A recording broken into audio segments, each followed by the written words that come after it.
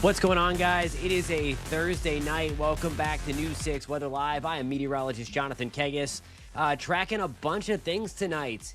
First and foremost, the chill is back. If you've been outside today, it felt fantastic. If you like it on the cooler side, it is going to get even cooler tonight, though, as temperatures get back down into the 40s across parts of Central Florida. So we are going to take a look at that through the course of the show as well. We'll have an update on Hurricane Melissa. It is still a hurricane tonight. That was to be expected, but it's kind of churning close to Bermuda as we speak.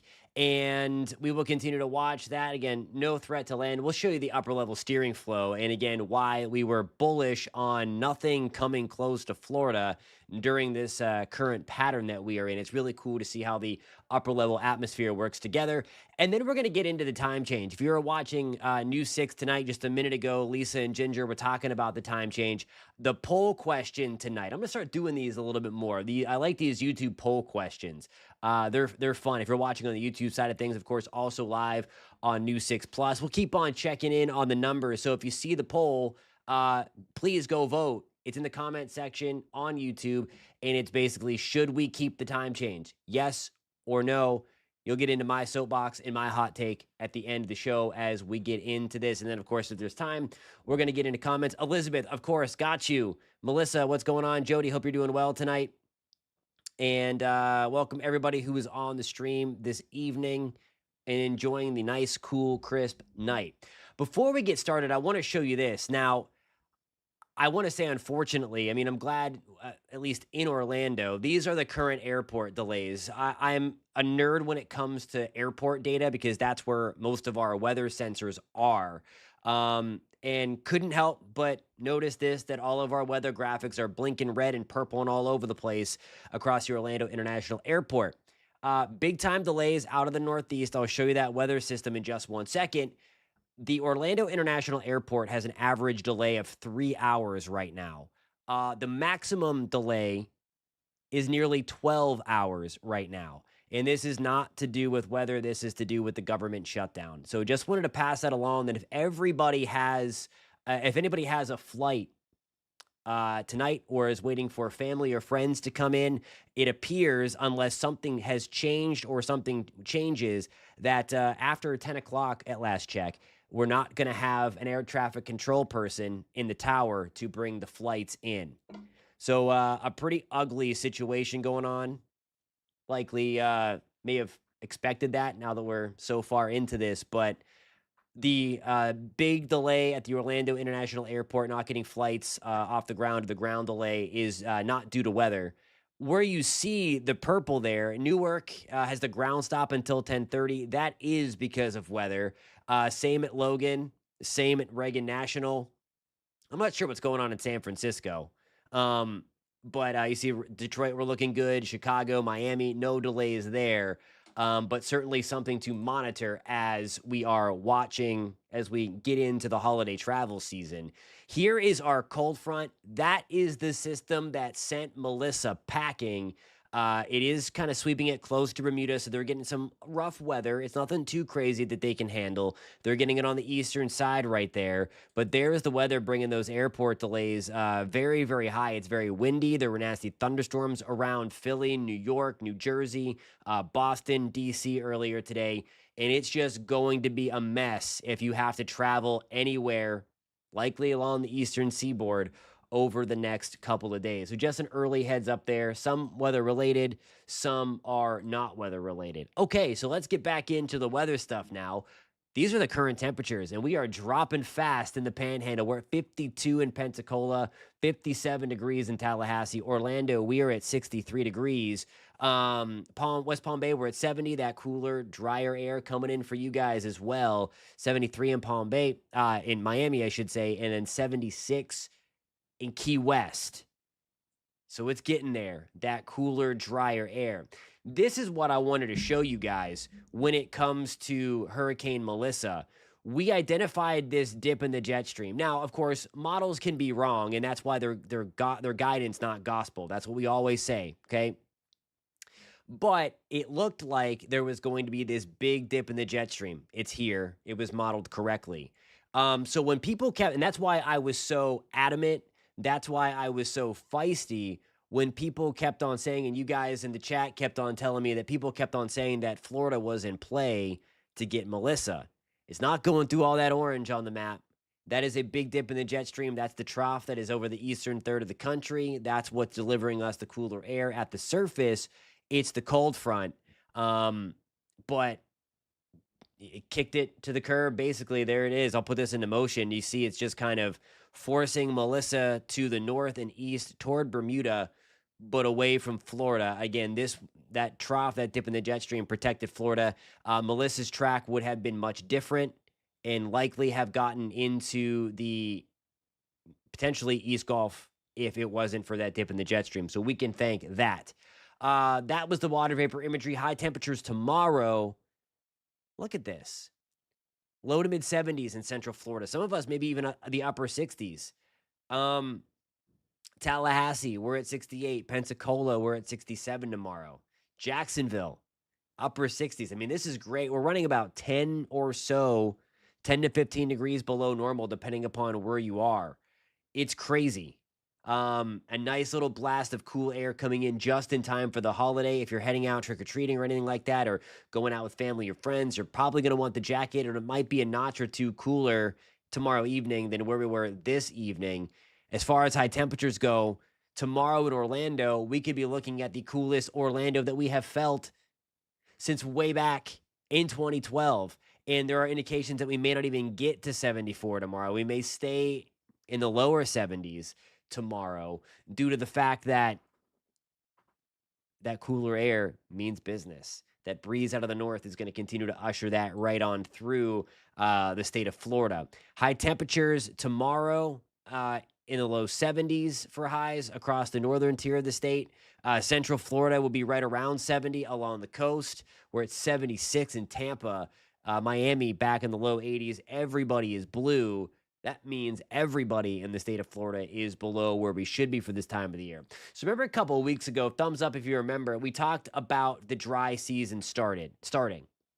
And we said we have to wait a couple of weeks because there could be a resurgence of humidity. Well, I think everybody that declared 2 weeks ago the dry season, a little bit too premature. We said that could be it, but you really needed to get a couple degrees cooler than where we were on a widespread scale. So I think now this one doesn't mean it doesn't rain. We still get the fronts and things like that, but we had that big humidity increase last Sunday that helped to fire off those really nasty thunderstorms that caused a lot of flooding through Central Florida.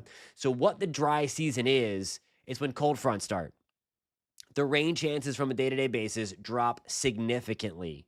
You'll see that on the 7-day forecast, although I do have rain coming back up Monday and Tuesday. There could be a sneaky system in the Gulf, likely non-tropical, but rain chances could creep up late Sunday into Monday. Then we have the lower humidity, of course. That's a big component of the dry season. And then another thing that really characterizes it is the temperatures drop below 60 degrees. I think we got to 61 or 62 in the air at the airport. We did have a lot of people. We did have a lot of people getting to the upper 50s. There is a great point here by Bryce. I'm trying to get my comment thing up. As soon as it pops up in my comment grabber thing, I'm going to bring it up because he is dead right. If it's going to load. Come on. But anyway, Bryce was saying 2012 Halloween was right after Hurricane Sandy. And that's 100% right. So what had happened was that's the same system, that same trough that grabbed Sandy and kind of yanked it back in to that's why I'm on the wrong page. Boy. The same system that grabbed Sandy was the same dip in the jet stream, and then it kind of wrapped in all that cooler air and plunged down into Central Florida, and that's why it was so cool on Halloween. So great point by Bryce. Thanks, man. All right, I have to take my first break. When we come back, we are going to talk about the time change. The poll question right now, should we keep that time change? Nearly 70% say no. Now 71% say no. 29% say yes. What if I told you I might change your mind when you see what would actually happen if we keep either daylight saving time or standard time? You might change your mind. I don't know that you realize how ugly it's going to look at parts of the year. Stick around for the numbers. I'll be right back.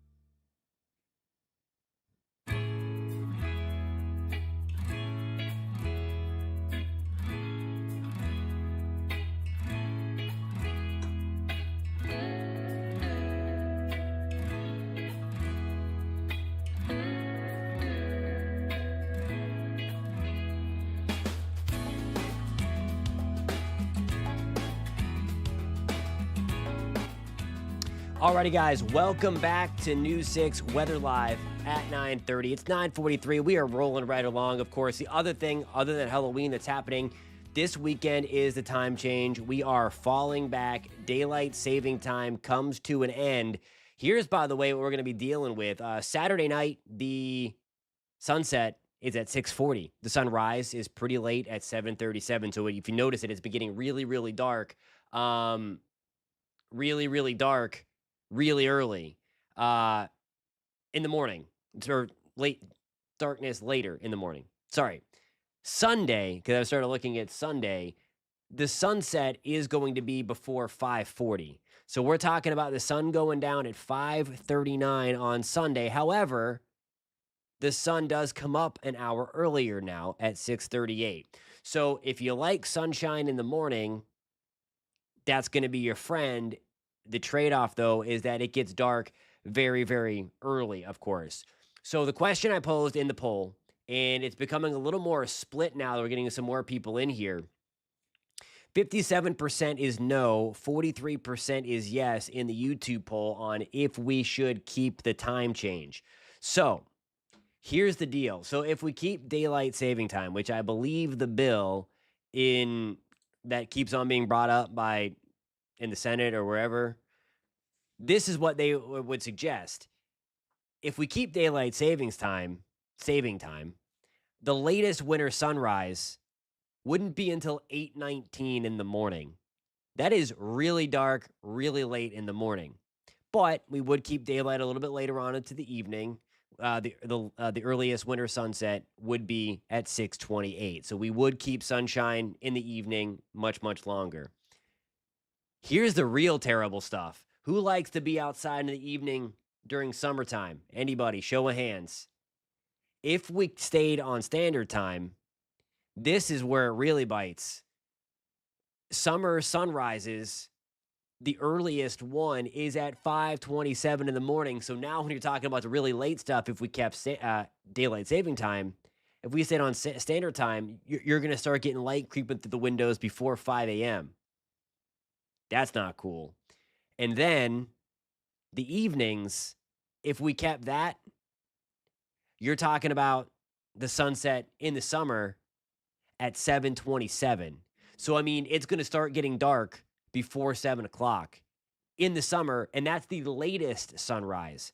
So that is why I think we should just leave it alone and just keep on changing it. It is super inconvenient. I know there are some health issues that go along with it as well, so you got to be smart about it. But I mean, holy cow, if the sun, and I think keeping the daylight saving time is what I believe is, I know there's different states are trying to propose different things, and the federal thing, I can't keep up anymore.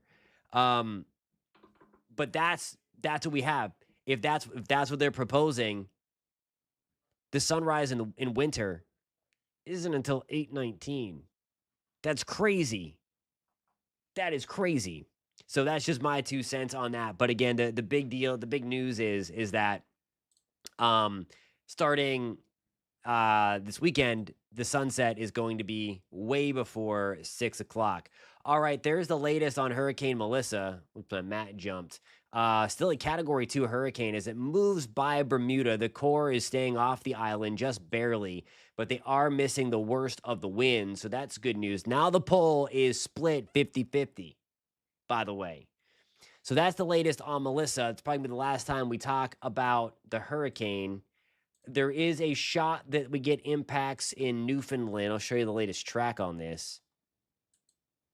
Still wild to me that it was able to pick itself up after Cuba and continue to race to the north and east.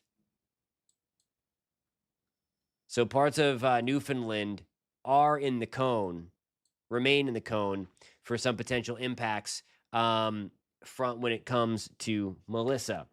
Alrighty, guys, I have to get my second break in. If you have any questions, comments about the poll question, the daylight saving time, keep it, standard time issue, post those in the comments. We will have our discussion going forward. Any questions about the weather, of course, do that as well. And we will get to them on the other side of this short break.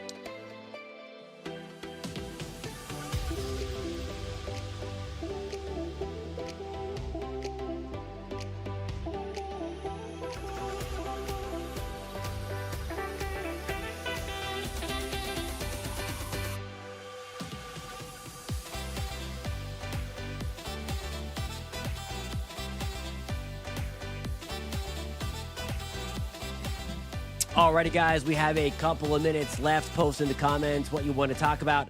The poll question.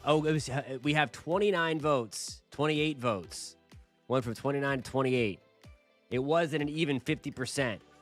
Now we have 29 votes, and should we keep the time change is winning 52 to 48% out of those 29 votes. So keep voting if you are in the chat and all of that stuff. I like that we have to end the show with a winner. Jody's asking, do we have systems in the Gulf right now? There's nothing in the Gulf right now. There could be something a little probably non-tropical on Monday. I can't answer for the rest of the season yet. There's certainly the opportunity to get something in there. It becomes very, very hard, though, once we get into November. It's not impossible, but with these fronts coming down, it really gets hard. Plus, we've now cooled or will cool the Gulf a little bit more. So things are working in our favor. Just can't completely close the book on it just yet. There are a few late season tropical waves trying to move through the Caribbean. They have been highlighted by the Climate Prediction Center. So I can't write anything off just yet, although it becomes very, very unlikely. And there's certainly nothing that we're tracking that would impact us through the first week of November. So we are looking good on that front right now anyway, but watching at least through the middle of November, then we can shut things down. Melissa wants to keep daylight savings. Andy says, Melissa, NHC final advisory on Halloween morning. It will probably be later in the night. It might be on Halloween. It'll probably be later in the night. Right now, I believe their official forecast is to have it go post-tropical by the Saturday morning advisory, so the day after Halloween. So watching that, but it should be post-tropical as it rolls toward, by this point, as it moves towards Newfoundland. Right here, where you see that one, it'll be a hurricane force post-tropical low. So, alrighty, guys, that about does it for the show tonight. I have to get ready for News 6 at 10, where we are going to have more on the breaking news out of Orlando, that if you are going to be trying to fly out of Orlando International tonight, tomorrow, maybe through the entirety of the weekend, who knows? Significant issues are coming due to the lack of air traffic control. At 10 o'clock tonight, there's no air traffic control workers certified to land planes, and all incoming activity is going to be canceled. So that is the breaking news that we're going to follow, that we've been following since about 6 o'clock. We're going to have much more on that tonight at 10, and then on News 6 at 11 as we follow this crazy breaking story. By the way, no is winning with 33 votes. 55% say no. 45% say yes, that we should keep the time change. Alrighty, guys. Have a great evening. I'll see you at 10.